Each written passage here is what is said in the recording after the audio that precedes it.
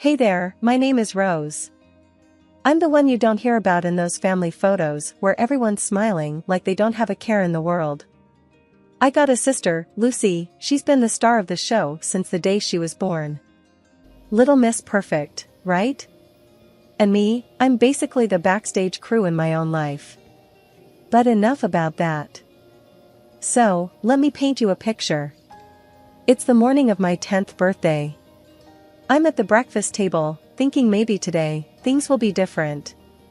Dad's munching on his toast, buried in a newspaper. Mom's fluttering around, and Lucy's there, eyes all wide and innocent. I'm waiting for some pancakes, maybe a happy birthday, the usual birthday jazz. That's when Lucy, all sweet-like, starts to cry. Through her tears, she goes, "Rose pushed me, and I hurt my knee." I'm standing there, jaw on the floor. What? No, I didn't. But Dad just peers over his paper, frowning like I'd spilled his coffee, and Mom, well, she's already knee-deep in Band-Aids for Lucy. "You gotta be kinder to your sister, Rose," Mom lectures, no room for buts. But you heard your mom, Dad cuts in. And just like that, end of story. No pancakes. Lucy's whimpering turns into a sly grin the moment they're not looking. Birthday cancelled on account of sibling drama, courtesy of yours truly. Fast forward to Christmas that year. I wake up thinking maybe this time I'll score some decent loot. We're around the tree, and Lucy's tearing through her presents like a tornado. New phone and fancy threads. I find my name on a package, rip it open. Socks. And some dollar store alarm clock. I mean, come on.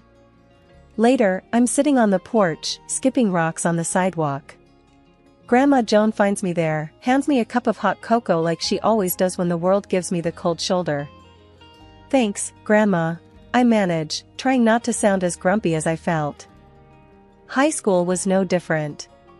Lucy had the looks, the friends, I had acne and a job at Sal's Pizzeria.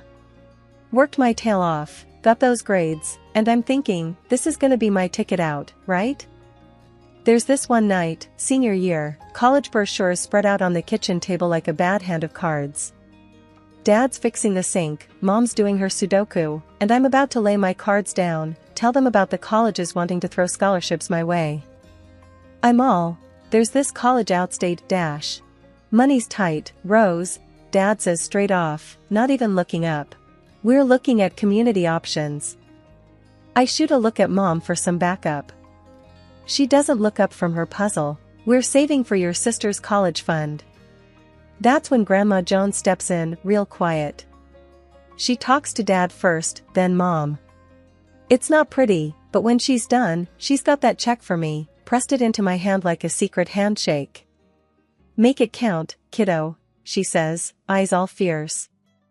And that was it.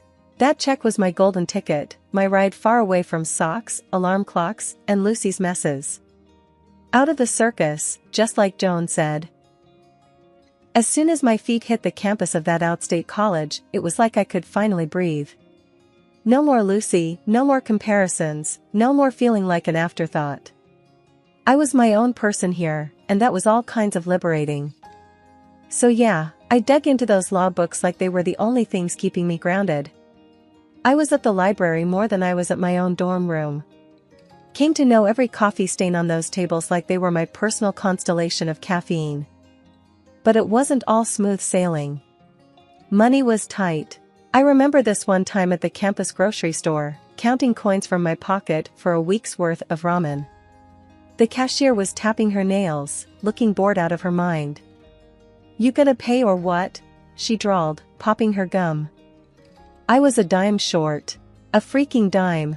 "Hold on," I mumbled, searching my pockets for a coin that wasn't there. That's when this guy behind me sighed loudly and threw a quarter on the counter. "Here, keep the change," he grunted. Embarrassing? Yeah, you bet. But it was also the day I met Mike, who turned out to be a fellow law student and a bit of a smartass.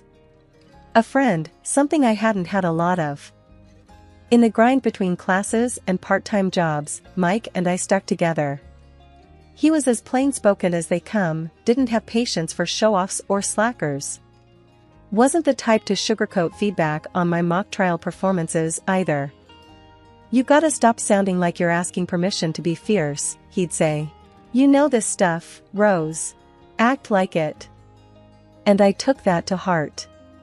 By the time I was sitting for the bar exam, I felt like I was carving my own path, laying down the law, you know? I wasn't Rose, Lucy's sister. I was just Rose, soon to be Rose, ESQ. At the firm, things were different. I had to prove myself again, but this time it was on my own terms. The partners, they were a mixed bag, some welcoming, some wary of the new blood. I remember being cornered by one of the senior partners, Bill, during my first week.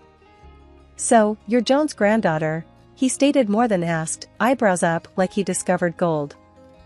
"Yeah, how'd you know?" I was wary, keeping my answers short and my guard up. Bill chuckled. "Joan and I fought in the same trenches once. She mailed me your resume. Said you had grit." I'd have groaned if it didn't feel like a small victory. Grandma Joan, still my one-woman fan club. In that firm, I made it known I wasn't there to ride anyone's coattails. I worked cases like they were puzzles only I could solve. In the courtroom, it was another world. I wasn't the kid sister or the overlooked daughter. I was fierce. Mike's words came back to me, about not asking for permission. "If the glove doesn't fit," I'd say, cutting through the noise, "then you must acquit." Simple, easy, nothing too fancy, to the point. It worked. So yeah, I escaped. From family expectations, from always being second best. I made it on my own terms. And it felt like freedom, hard, exhausting, but undeniably mine. It all started at the courthouse steps where I bumped into Tom, literally. Papers and apologies flying everywhere. He was there to support his buddy. I was on my first case. We laughed it off, grabbed coffee, and it turned out we could talk for hours. He was a contractor, not bothered by my legal jargon, just easygoing and genuine. Before I knew it, we were inseparable.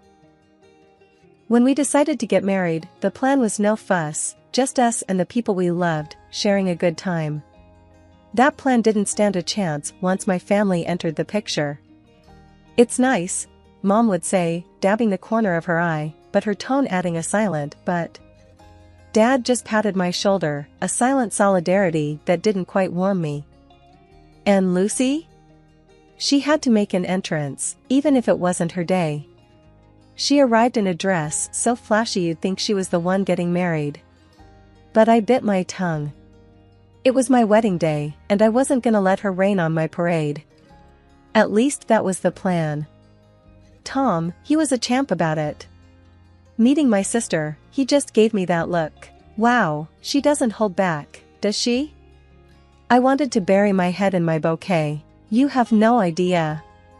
The guests started piling in, and for a moment, it looked like it might actually be a good day. That's when Lucy decided she wasn't getting enough attention. "You're just going to ignore me? On your wedding day?" She was almost shrieking, eyes darting around hoping someone would sympathize with her. I took a deep breath, counted to 5 in my head. I was done being the peacemaker. "Lucy, not today. Please." She huffed, tossing her hair. "Whatever. I give it a year anyway." Mom shot me a warning glance, like it was my job to fix it. As usual. But something in me snapped. This was my day. Mine and Tom's. I wasn't going to let Lucy or anyone else mess with that. "Get out," I repeated, and my voice didn't even shake.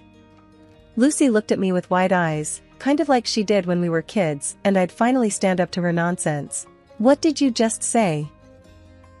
"I'm done with your drama. This is my wedding, and you're not gonna spoil it."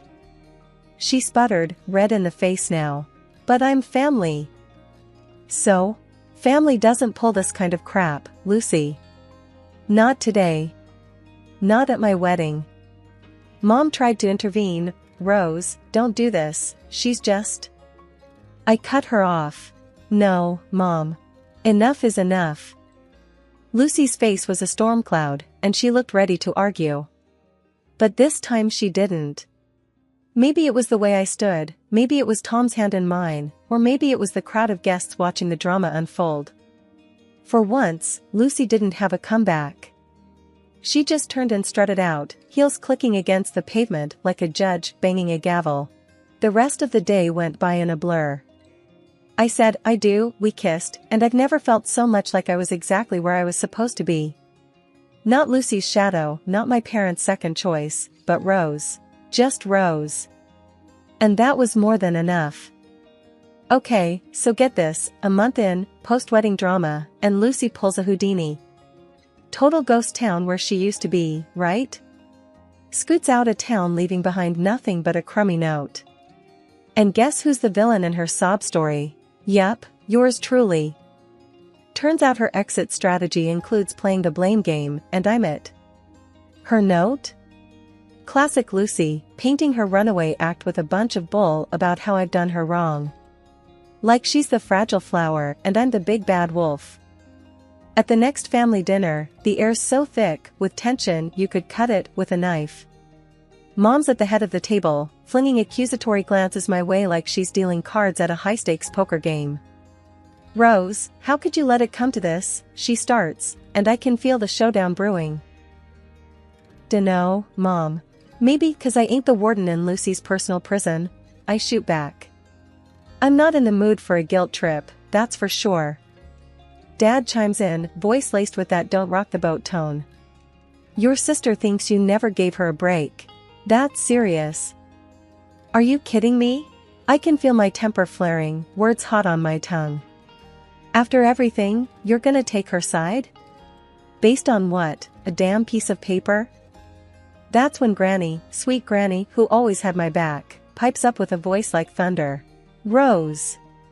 Your sister's out there alone, scared, and it's your doing. You too, Granny? I couldn't believe my ears.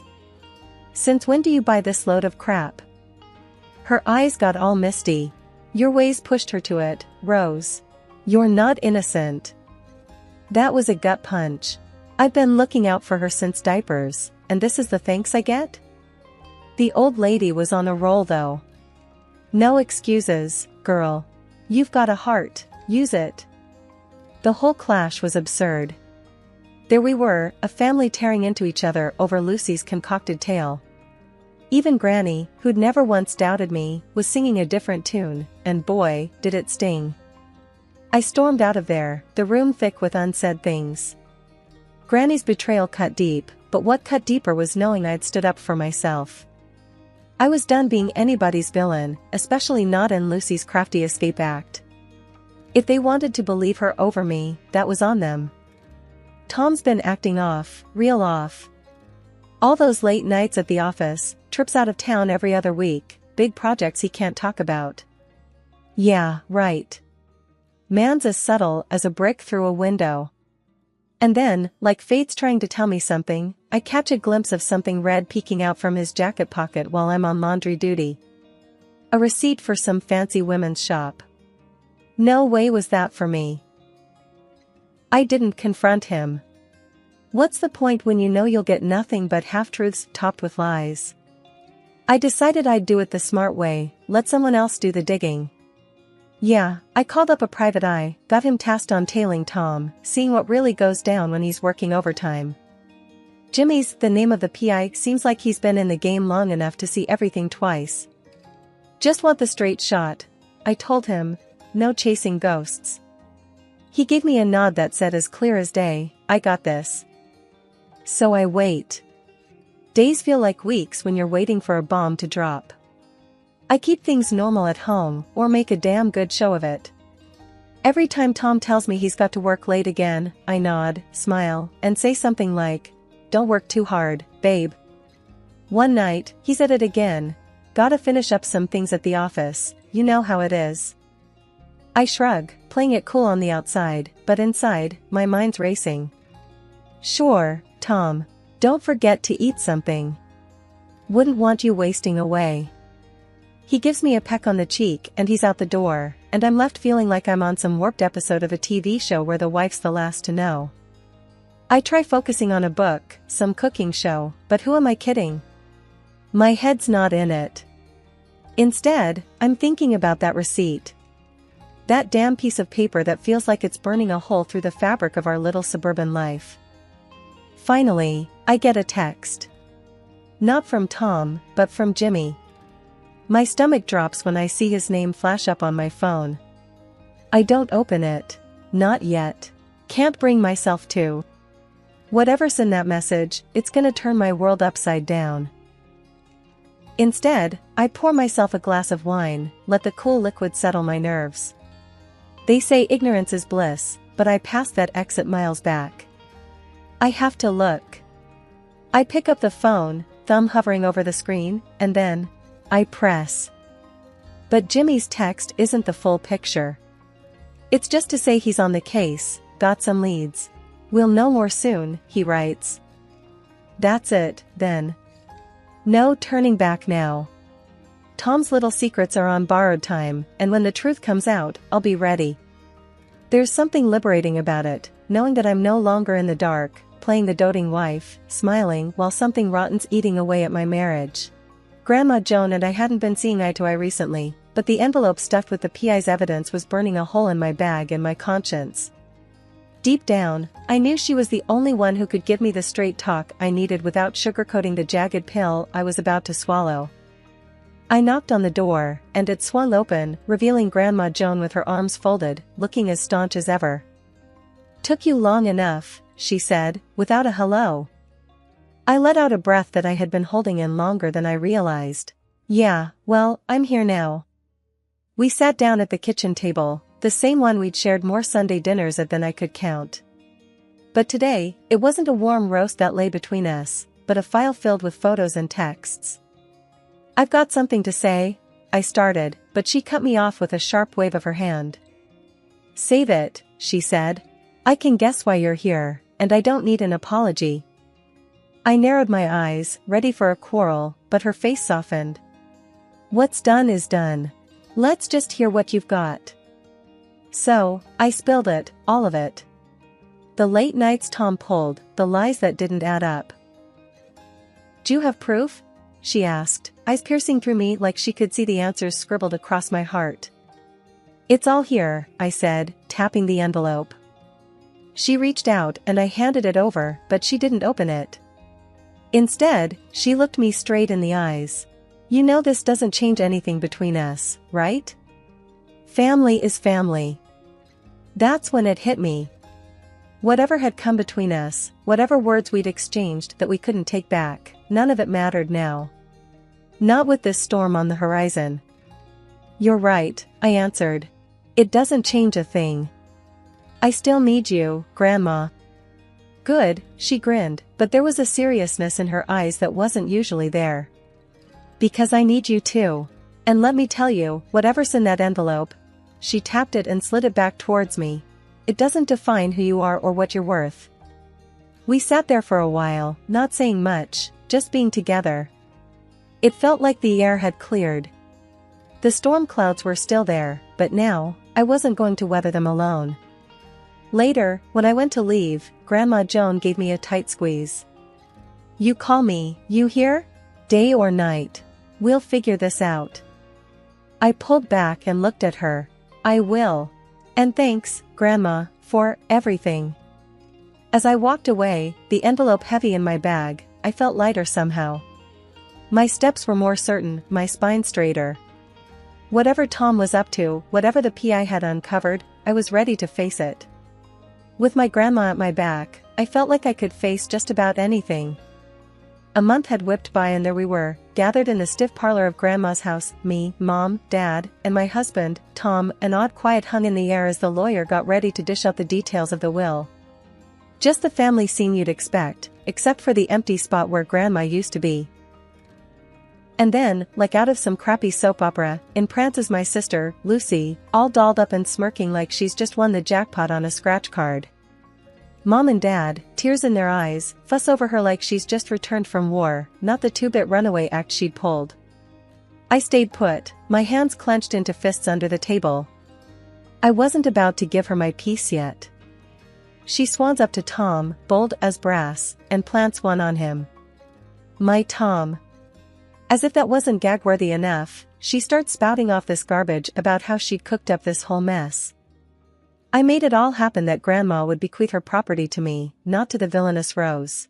Lucy gloats, thumbing at Grandma's portrait with a grin that made my blood boil. And I also took her husband away from Rose. Mom's sobbing, Dad's face is ghost white, and there's Tom, cheek to cheek with the snake, both of them looking like they've got the secret to the universe. We have the last laugh, he says, voice slippery with that grin plastered all over his face. The room's buzzing with their confidence, them thinking they've got it all sewn up. Grandma's gone, and in their mind, her house, her savings, all her bits and bobs were theirs for the taking. They didn't see me smile. The lawyer, a guy with less flair than a wet match, starts talking. So, as per Mrs. Joan Holloway's last will and testament, the lawyer drones, and here it comes, the entirety of her estate, her home, her financial assets, and her personal effects are to be left to. I already see Lucy reaching out, like she could already touch the velvet of Grandma's antique chairs.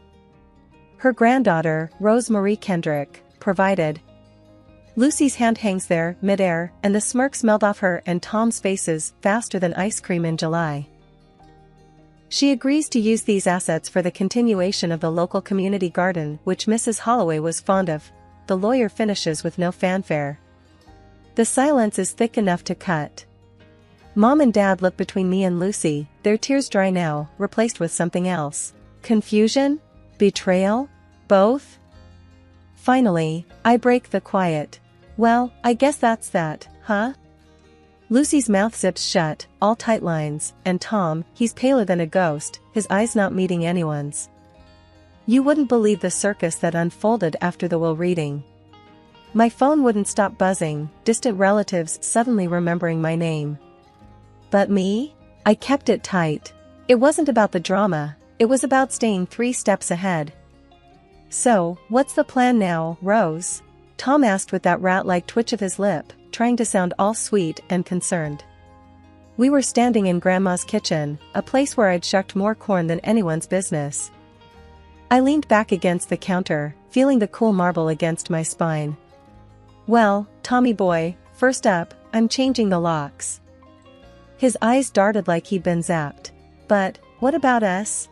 He stammered, like he hadn't been caught red-handed. I chuckled, low and steady. Us? Oh, darling, us jumped ship the moment you cozy up to my sis, just to get a piece of the pie. There were papers in my handbag, crisp and just waiting for his signature. Divorce papers, my ticket out of this mess. The PI snaps, the texts, the late-night calls. I had it all. My hand was stacked, and they didn't even know we were playing cards. Lucy's eyes flicked between us, sensing the shift in the air. She was like a cat that got caught sneaking a paw into the fishbowl. You can't kick him out. We have rights. Rights? I arched an eyebrow, amused at her guts. Sweetheart, after what I found out, the only right you're gonna need is the right to a good lawyer. Tom's face was pale, eyes darting to the door, probably scheming his next escape. But there was nowhere for him to run. Not this time. I felt the weight of the house keys in my pocket, the grooves grounding me.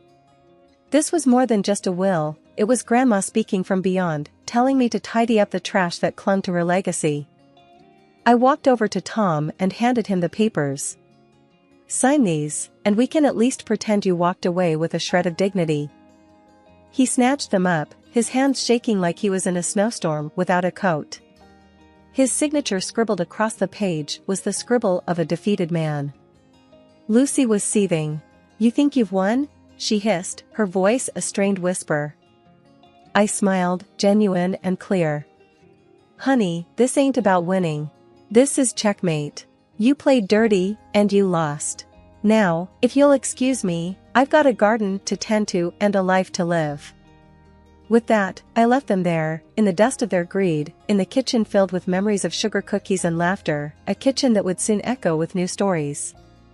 No more whys, no regrets, just me, my begonias, and a fresh start.